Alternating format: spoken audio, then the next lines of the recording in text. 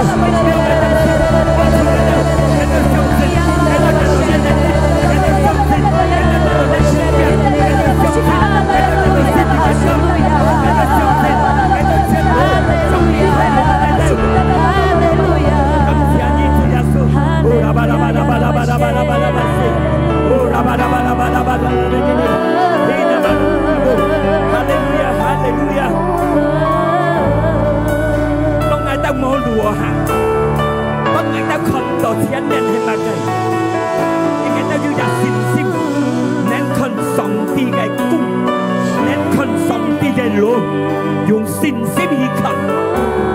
因为在上帝耶稣基督冇铁路，是跟人民可以讲冇路面前，对自家嘅思想可以讲冇路，拢仲冇辦法，拢仲冇變，但係在耶穌基督嘅方面，冇有講冇可能，拢仲能發生。阿門，哈利路亞。不多平，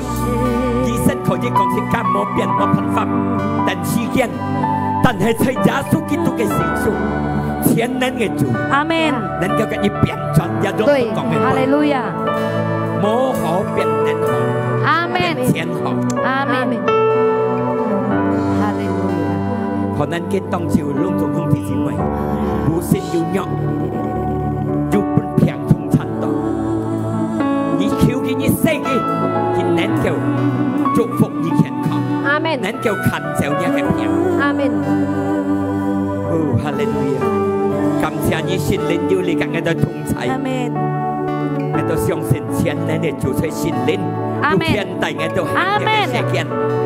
要現代我都行呢個世界，但我都會得勝，要祝福我都身體健康，祝福我都平安，祝福我都快樂。哈利路亞，哈利路亞。我哋當我都聽一個話，因為一個話係我都嘅功勞，係我都嘅腳步嘅功。前年做公差嘅當做思維，透過一個法，透過一個福音，我都得到全能，我都得勝。阿門。救乜嘢嘅字，救乜嘢僕人傳一個法。阿門。我都切切得一個福音。阿門。在耶穌基督嘅名，我都感恩，我都禱告。自家切切講。阿門。哈利路亞。哈利路亞。哈利路亞。耶穌全能。耶穌相愛。耶穌相愛。相愛，耶穌之後愛，耶穌之後愛，耶穌祝福愛，耶穌祝福愛，哈利路亞，哈利路亞。求問主耶穌，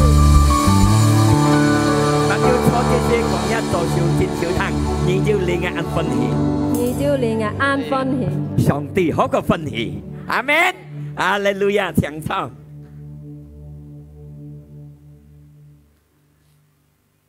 感謝主，見當朝隆重兄弟姊妹能力操，即刻隆重期待要日快樂，要日歡喜，阿門。因為即刻呢操，即刻切切要日心嚟讚美主，要日心嚟聽上帝嘅反應。但係呢，因為上帝嘅反應係即刻嘅燈，即刻光線嘅燈，上帝嘅反應係即刻嘅腳步嘅光，阿門。因為世間呢喺度，即刻冇上帝照顧，冇上帝嘅福音，即刻。思想為行我暗路，係要上帝嘅福音，嘅福音都係光路，嘅福音都係有燈亮，見人叫就自家腳步行，一天自家唔會行錯路，講一個別啲，一天唔會錯，阿門，係啊，學小本自家嘅主，喊半講到呢隻一，注意上帝，看睇上帝，唔好看自家嘅情況。看上帝，將在上帝嘅戲，向在上帝嘅戲，唔好只係上自家嘅問題，唔好只係上自家嘅痛苦，唔好只係上自家嘅世間呢啲嘅各樣為難，各樣咩之間喐嘅，唔好點點將嘅戲，單將在上帝嘅戲，冇主打將看在上帝嘅戲，因為上帝全能嘅主，你將在嘅戲，能帶自家嘅得勝，能祝福自家平安，能祝福自家快樂。能祝福自家健康，係講兄弟姊妹，全係將一問題嘅戲，全係將一個痛苦嘅戲，而家咪自家心中嘅擔心，咪自家心中嘅冇快樂，咪自家心中嘅煩，咪自家要煩惱，變成自家嘅心中唔甜，心中亦唔甜，病痛到嚟，係咪呢？Makanya各人特別啲心中係快樂，最好嘅喐同你哋，阿門。哈利路亞！啊，即刻看呢個福音，就係馬太福音14，馬太14 22節，馬太福音14 22節，一就係也講我耶穌行在水面上嘅啊！今日世界嘅22節樣講我人後耶穌含嘅門徒上落山先行。sen cô phiền giá đi phiền phu cô phiền phu hàng cô này kia ham cái cỏ cái nhịp xăm chết đó giá su ham ăn to nhìn thấy này kia ham cái tao chọn nhau giá su cái tân xa từ song tùng phụ ta mai ná mê dùn thùng song tùng phụ cái tỏ cầu còn nhá cặp biệt đi hình như song tùng phụ si hàng tùng si hàng san dùn thổ giá su song tùng phụ hàng san tùng cái tỏ cầu cái tân xa cái tỏ cầu tiếp hát nhị ship thi chết cái con cái môn thô cái thủ thị cái họ sang yêu hồ giàn nhau sang tôi yêu bản phuแล้วsang tôi yêu bản phu phát thải phong trình và tí sĩ caใช้cái này hết rồi sĩ ca xịt giá su sĩ ca xiong xin giá su mấy có một môn thế cái môn thô cái thủ thị ấy dạ cái sân cổ phiền phu này con bản phu cái tiết phát phong trình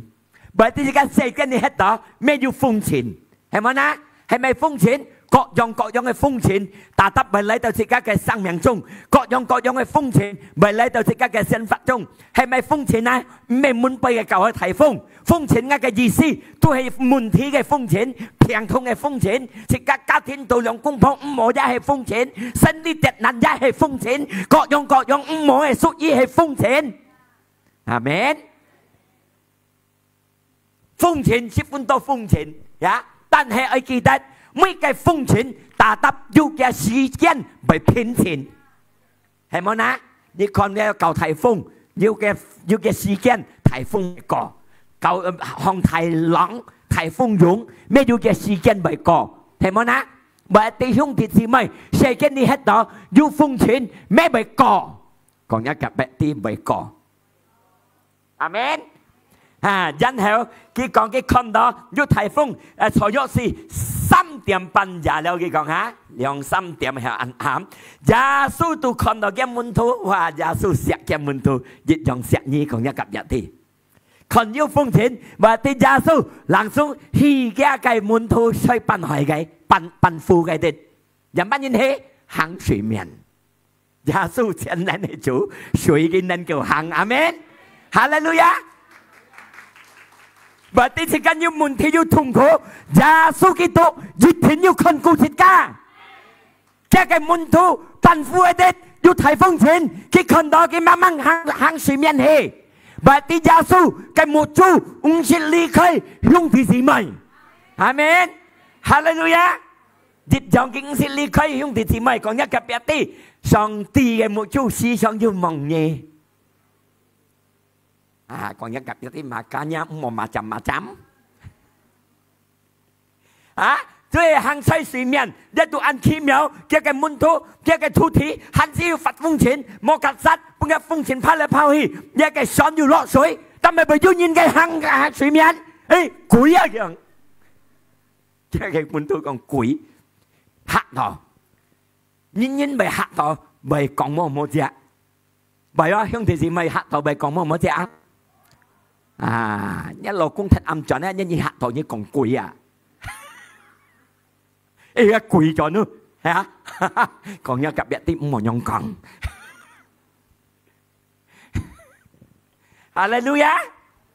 嚇到啲家咪踢爛講出嚟，講到鬼，個上帝講鬼，呀，makanya啲家嘅罪，似人嚟講咪，阿們，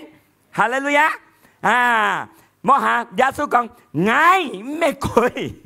冇驚變天嚟樣。Makanya耶穌時常教兄弟姊妹講冇驚，心中變天嚟。阿們，心中天，滿背嘅風湧，熱天幾為天。阿們，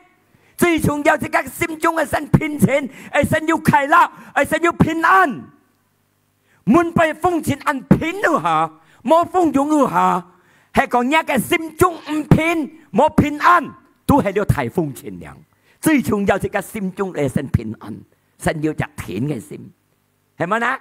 你淨係記得別人家講係心中嘅人天，係講會及別念沙嘅火燒木樣嘅，吉叉尖棒等佢下冇知道衝，假如講一個下佢佢上去冇本事嘅，係咪啊？輪到聽樣嘅嘛，呀？ngay khi tất cả hai cái cặp cái sau cả phổ khía cái ba chặt nhìn phăng tầm ba ha một chỉ đó 冇講嘅名。哈利路亞，哈利路亞。然後呢個Petrus佢講：哎呀，係你啊！你上帝啊，係講你嚟講，行喺行水面行去哪計？耶穌恩佢在29節。來一樣耶穌講法嘅福音來一樣然後呢個Petrus langsung出神，行人去耶穌基督嘅面前。神到咗多少？biasa係講12日門徒有12沙，tapi 12沙即日沙將咁行出欠出神喂，係11沙唔敢行，唔敢欠出。兄弟姊妹，biasa而家講一個Petrus驚死。冇日信心，有同嘅信心，但必須係看見嘅信心個強。佢3萬門徒驚到唔敢欠出，驚到，但必啲Petrus佢咁欠出去，耶穌講嚟佢欠下出。當係啲Petrus欠下出，行到行去耶穌嘅啲，但係行到猛到耶穌面前，遲來要風前來，nuốt ly nuốt cây，嘅心講到知，anh chọn anh thầy phúc lại bị chim hay ở cái nuốt à？Makanya jika ke nosi, jika ke sim trung, tan chẳng chẳng xây giá su kỳ tụ hề. Phong chiến bởi lấy, mẹ chẳng tròn cái hề. Để cái Petrus, phong chiến dịch lấy, khi sân thi đó, phong dùng lấy á, bởi chim á, chắc có sẽ chim hay. Tại bây giờ sẽ, chú to lòng ngay, langsung cái to lòng, mà cái gì xin á, thì cả xe cái này hết đó, thì cả thiên phong miền, xây nhà theo lùi phong miền, có dòng phong miền. Còn nên thì các bạn nhìn到要風險，咪你咪低跌。我個兄弟姊妹哋，nhà cái眼中先係望上帝嘅，未掹咪低跌，未掹咪跌難，未掹咪要生死，未掹咪要問題，但係冇足半望上帝嘅，世紀多高，求嘅越天越少，天石人嘅第二行禮，第二特性嘅路，破照不是家嘅主耶穌，阿門。Hallelujah. Dia kay Petrus ay kinyam, dit hati do becima ha. Langsung kise, song ti tolong ngay. Langsung chủ Giêsu khen ki. Berarti hay còn không chủ chỉ mày, dùng môn thi chi si, thì dit mang hệ xe pin mộ si dia, sẽ chủ Giêsu sanh. Amen. Mang hệ xe lý tơ thùng cung hay là xa, sanh sẽ chủ Giêsu. Amen. Chủ Giêsu yêu con兄弟姊妹，佢嘅目標唔係病係食家，當然樣主Giêsu能從天嘅行嚟，就係食家要真嘅信心。然後主Giêsu講唔好擔心一個心，唔好有痛，要真嘅信心。目標先係強勢主Giêsu係豐容未掹未來，但係一目標真正嘅係豐容未食家唔簽，未食家唔盡。mà cái gì sẽ muốn thi có dòng cái thùng khổ mẹ nhìn chấm đáp yêu chủ gia số chào cô yêu chủ gia số con cô nhé amen hallelujah chú hệ kinh tông chiều ngày thuộc còn đó thiên hạ相信上帝天下相信主耶穌一切的情況天下相信主耶穌 amen 反正你嘛嘅發生反正你嘛嘅痛苦來到自己面前，反正你嘛嘅病痛，來到自己嘅生命中，天下相信主耶穌，亦都係我講嘅經當朝呀。天下相信主耶穌，第一我人班人，第一設家看馬太14ayat 28，馬太福音14第28節，然後呢個彼得 and 24答應耶穌。係講你含愛出呢個神行在水面啊！耶穌講來呢個彼得能送出神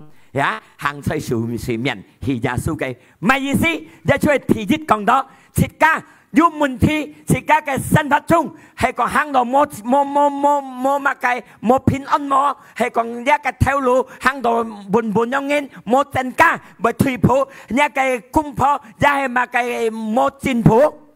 我係講兄弟姊妹啲，係咁欠過去，係咁欠出去，像呢個彼得咁樣咁欠出去。但係那思想設計為所以嘅地方，我嘅車人樣按要頭了學了，唔是嘅到了，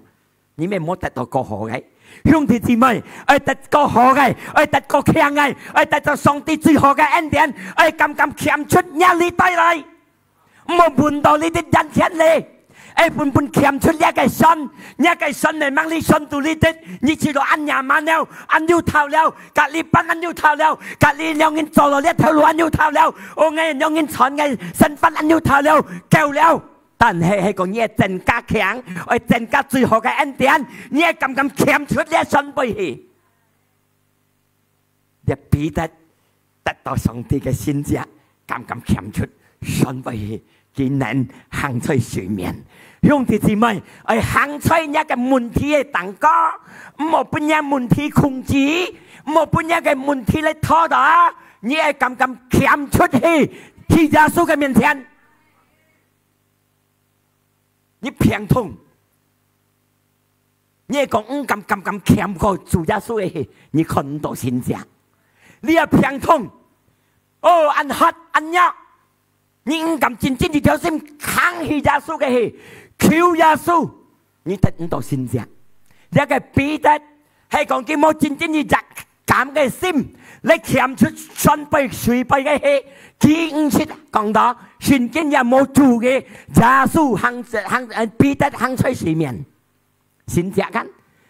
每個人行出水面，大家潛下去緊，但係耶穌緊唔係講嘅嚇，彼得一個門徒。代表這家兄弟姊妹，佢能夠行出水面，能夠行出問題嘅蛋糕，生死問題坐底下，在自己嘅腳下，你係愛用人，你係咁強出去到耶穌嘅面前，乜嘅意思呢？咁耶穌派提議，乜嘅到耶穌，你看到先至發生，阿門。咁你敢，將嘅敢，你看唔到先至。你唔是行出水面，你唔是行出一問題嘅蛋糕，你特登半夜嘅問題控制，特登半夜生死塔哦，你唔敢強迫，你唔敢強出，你個問題嚟嘅，按當然有人間唔敢強出嚟間，係咪啊？我呢平當唔敢去，心疼，我呢蒙蔽嘅冇叻講信主嘅生死，係啊！如果係冇派到咧，你係唔咁強出去，潤叫呢世界，係咪？係我自己咁強出去，嚟到主耶穌嘅面前，你看主耶穌嘅平安、快樂充滿落你嘅心中。你按多嘅相信緊，自己隨時間要80歲了，80、70人。當有人行前一個面前，你傳上帝嘅消息不你聽，傳福音不你聽，做可能而家聽到人樣要快樂，但係一個人唔敢真正強迫你去信佢嚟接受佢，根本你兄弟姊妹冇理收到。當你敢接到呢一個福音，你敢去挑戰愛耶穌，愛聽耶穌，像你彼得咁強出呢一個信背嘅氣，出咗水面嚟行。你得到上帝嘅平安，就根本你隆重得到上帝嘅最好嘅恩典。因為你咁強出一個思想別沙嘅，你得到撇咩別沙了。有啲啲自己係咁強出別沙嘅生命中，強出別沙嘅生活中，去撇嘅咩別沙咩熱喪嘅。這間熱喪乜嘢？哦，陳用人，出到呢輩子，出家，出叻，但邊個係講兄弟姊妹聽？根本你自己係咁強出去，嚟得最好嘅，得撇聽嘅，得撇好嘅恩典，係咁希耶穌嘅，你要得到幾個先知，仲有行在水面，像彼得有人，阿門。行在水面咩意思？行在一個問題，行在一個平通，阿門。不到平咁嚟到耶穌嘅面前，你看上帝嘅先知，阿門，哈利路亞，托小本自家嘅主，你愛得到上帝嘅先知，愛得到嘅撇聽嘅，你係咁強出別沙呢啲，你冇咁強出別沙自家嘅樣人，你得唔到。第二，咁咁欠出一個別沙嘅思想。睇實係咁含同啲係別沙嘅思想，別沙思想乜嘢？哎呦，我親用我冇變哦，老哦，黑哦，唔有做哦，親用哦，唔好點樣講，咁欠出啲，在耶穌基督嘅方面，自己上帝嘅正義，冇有個冇可能，阿門。雖然自己只有軟弱，我在上帝嘅方面得到強嘅力量，阿門。哈利路亞，天爺自己咁欠出自己別沙嘅思想，但係呢，因為最大嘅天然，講一個別啲，唔係一老公，唔係一老婆，唔係一家人，唔係一個心橋，唔係一人，最大嘅天然，唔係寫lên，最大嘅天然，唔係一個別念啥，講壓lên最大嘅天然。唔係一老公，唔係一老婆，最大嘅天然對你家當下嘅思想，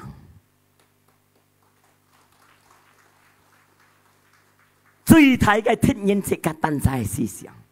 別啥係個心中知道愛養人，但係啲思想要嚟曉嗎？唔曉，結果要咁強迫，要輸血，係咪啦？要變到輸血。mà cả nhà自己嘅天然最大佢係自己當下嘅思想，每自己要得到最強最好嘅，要係自己當下嘅思想，每自己等到上帝嘅恩典，等到上帝嘅聖者，要係當下嘅思想，冇可能，冇辦法，冇變，今係變進嚟，係剛剛欠缺咁樣嘅思想，是咁能得到佢嘅聖者，破除不自己嘅主耶穌。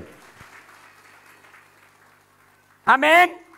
因為本呢個今天香港啦，睇真呢個彼得係幾點樣攞欠出水氣，欠出水呢，咪欠下氣，啊幾樣攞係啊，係呢樣攞，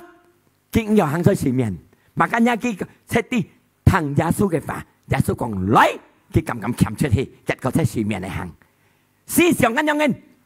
欠下出，但係欠下氣，嘛間呀日本自己當晒思想，係在表現。出別沙個人嘅思想，唔好別沙嘅思想，批評聽嘅思想，批評嘅思想乜嘢？請到上個好嚟，唔好就自己當下遲咗聰明嘅思想，就上帝嘅福音嘅思想，真能帶自己去得勝。阿門。呢個彼得係佢用當下嘅思想。冇變咯，有啊，行佢咁啊出答跌落去啊，佢唔識行在前面，神經人唔識做，要彼得行在前面。雖然佢潛下一個潛下起，但係佢識行過前面間，講一夾一你們見你識行嗎？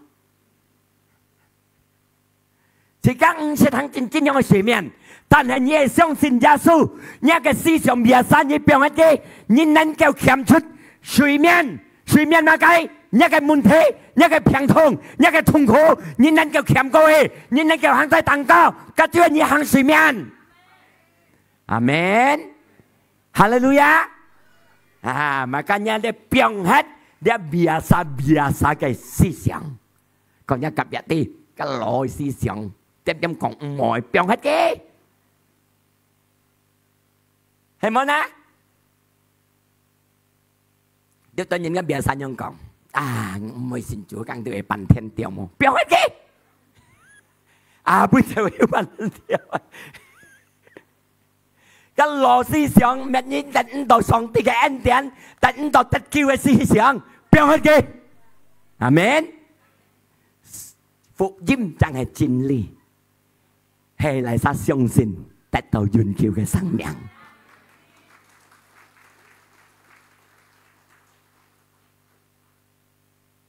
nhưng mà tụi anh quay lại lấy tụi sòng tiền mình xem nè, dia chỉ anh đồ họ ơi si kiến dịch tao sẽ còn hy sinh thong à, cái tốt băng tuổi à, cho hay lấy ngân tao à,但係呢咁強出一個思想，我咪聽你講，一個俾我咪聽，生我去到上帝嘅面前，我個兄弟姊妹嚟同我嚟拜主，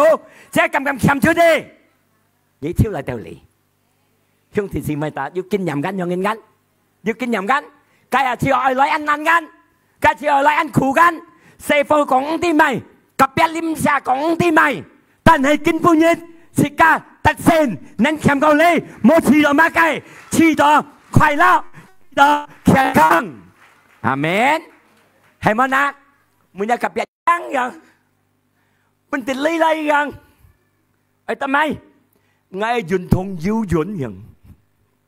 ทำไมยูยุนกันกระบูเส้นทินทงยุนทงก้าไงไปเปลี่ยนหลังซิงยัง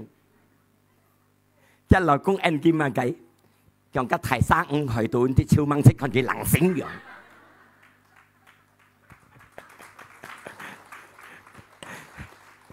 cái lò cũng hâm xe cặp vợ thôi này chứ cả lò cũng còn mò hâm xe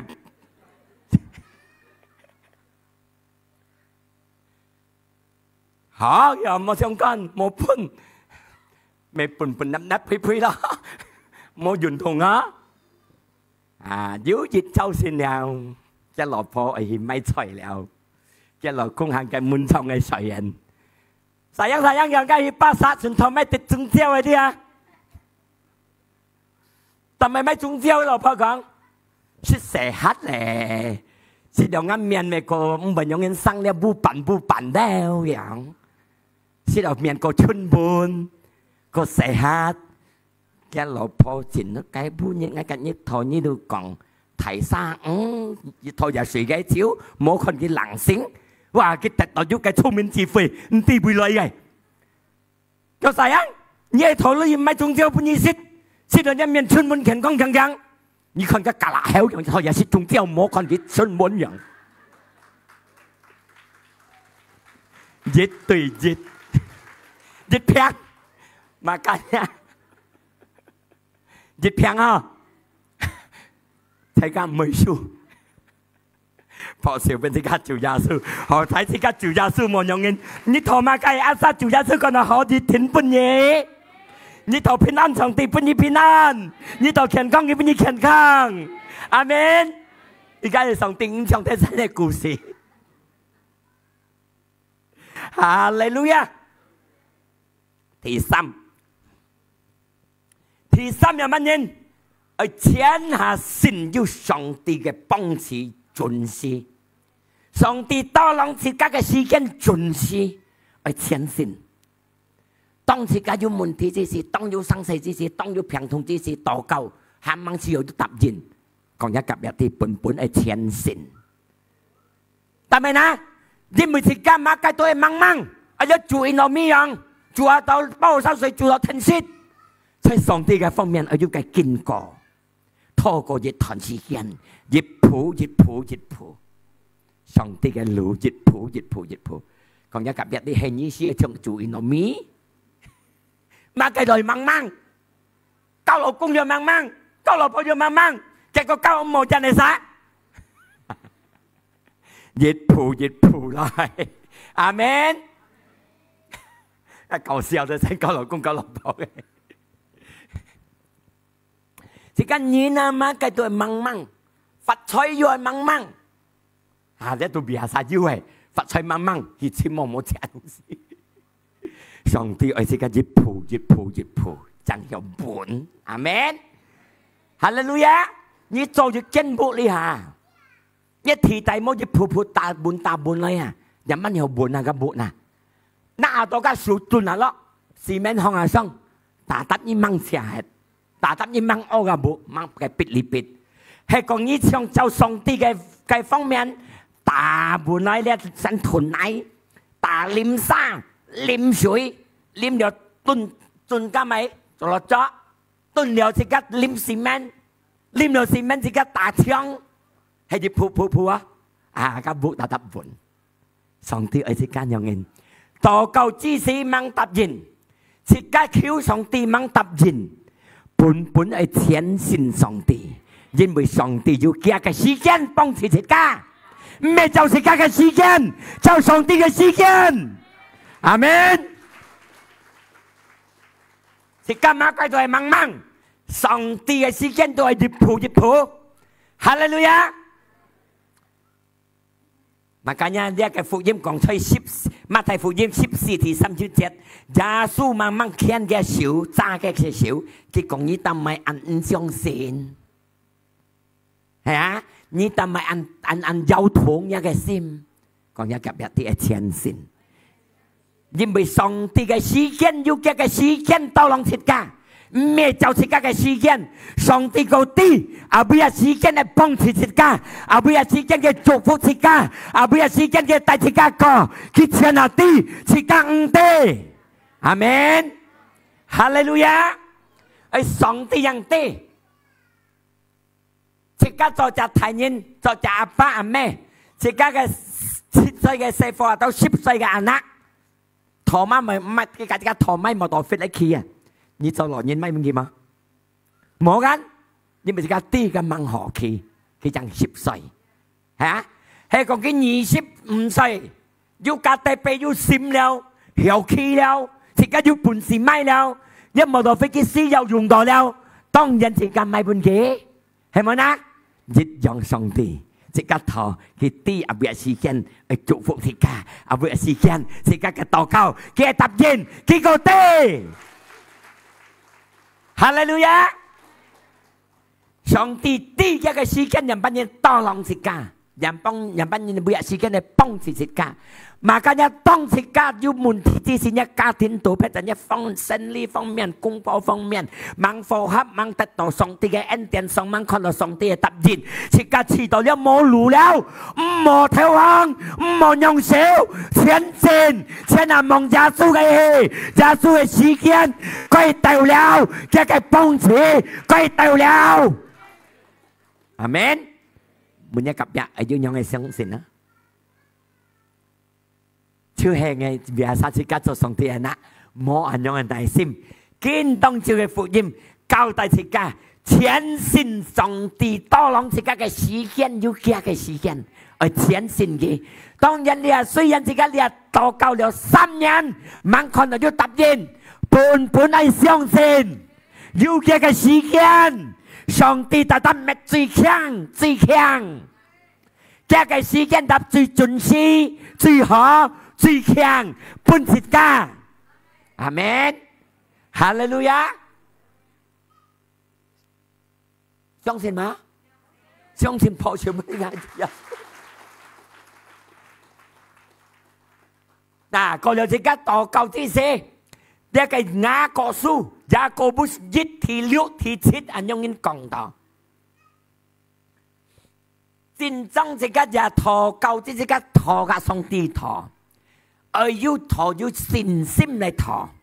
唔好有痛唔好擔心嘅信心。應該自己禱告嘅主耶穌自己信心嘅有痛，呢一個經書講，了係用拋嚟拋下去，有痛拋嚟拋下去，咁樣嘅信心，聖經講你唔好把到你得到了，但係呢，呢個信心唔真，有啲自己隔上啲禱，信心係真。唔好有同上係用人，所以人家嘅問答應自家，本信心唔好有同，信心係真。佢到了，你只能擸嘅哦，禱告了3日1夜問得到，只能擸嘅佢到了，佢答應了，佢要信家了，加上一個思想，你哋到了，結果3日問到，本擸嘅到了。結果佢係掉，阿門。説得到用嘅你信啫嘛？喺度説禱告，哎呦係問答應，按苦，哎呦係問答應，但邊個嘅信心佢掉咯，佢信家咯，佢上帝做掉咯，係用嘅論用嘅信心，結果就係掉，破燒本主耶穌，係長cầu kiếm cầu上嚟，自己要用嘅信心嚟夾上帝禱。相信乜嘢？相信加嘅時間，到攏亦要加嘅時間。佢祝福佢家，佢要加嘅時間，唔係就是加嘅時間，就加嘅時間。講一及一啲，就上帝嘅時間。阿門。有你見當就要3樣自己學到，咁簽出自己biasa嘅。自家嘅身份中意識到別晒個，你係看上帝嘅先者，係得到上帝最好嘅恩典，你係咁欠出別晒嘅。過了天，你係講你係咁欠出一個思想別晒思想，冇半一個思想嚟控制，冇半一個思想嚟檢查，係咁想出上個好嘅。而且係咁坑痛，係咁欠出去。過了天信上帝嘅時間，要嘅嘅時間，一天嘅祝福自家。自家嚟拜做起行嚟，誒，睇起行嚟撲笑本自家嘅主。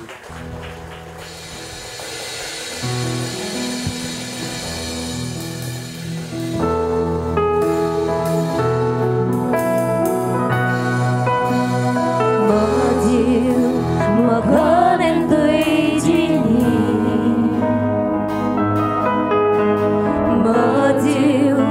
冇可能對住你，上帝。